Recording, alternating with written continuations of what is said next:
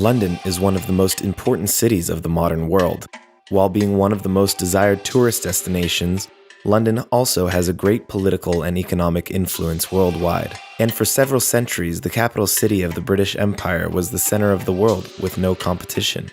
It's hard to imagine that around 2,000 years ago, this iconic city was just a remote outpost town for another great world superpower of its time, the Roman Empire.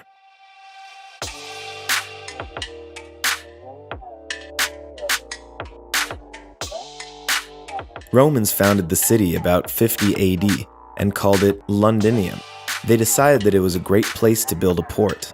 By the end of the 2nd century, Roman London had a population of 45,000 and a 20-foot high wall around it, and like most of the other Roman cities, had a forum, public baths, and an amphitheater similar to Roman Colosseum that could hold 8,000 people and was hosting gladiator fights.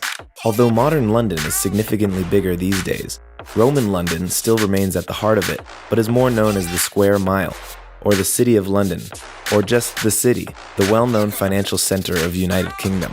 Although being a part of London, City is officially a separate county and has a dedicated mayor and local authorities.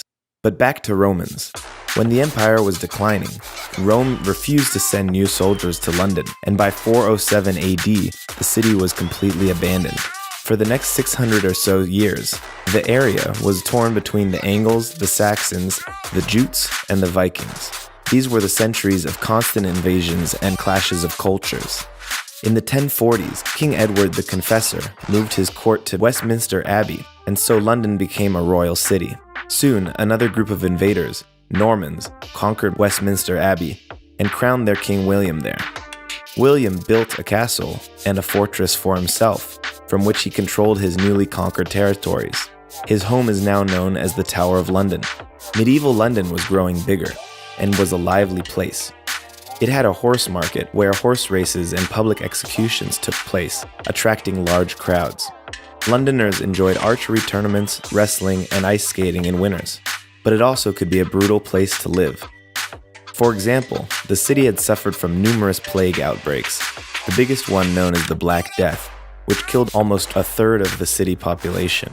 But the biggest disaster to hit London of that time was the Great Fire of 1666. Most of the buildings of the city were made of wood, and when a small fire started in a baker's house, the wind spread the fire rapidly across the town. More than 1,300 houses were destroyed before sailors managed to stop the fire. To prevent such a disaster from happening again, the king commanded that all new houses in London should be built of brick and stone. Despite the disasters, London was growing bigger and wealthier, particularly when the British Empire was becoming more powerful in the world. Colonization and maritime-driven trade provided the empire with unprecedented wealth, turning London into the world's busiest port city and a banking capital by the 18th century. The pinnacle of London's accelerated development was during Queen Victoria's reign, when the population of the city grew from 1 million to 6 million in just one century. This was a result of dynamic industrialization, railway construction, as well as the opening of the first ever underground metro in 1863. In the 20th century, the city was much shaped by 2 world wars. Particularly during World War II, London was heavily damaged and tens of thousands were killed by the intensive bombing of the city.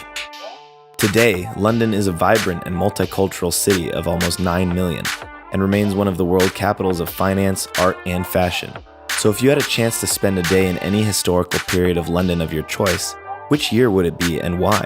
Let us know in the comments and look up for our next videos about London and other iconic cities of the world.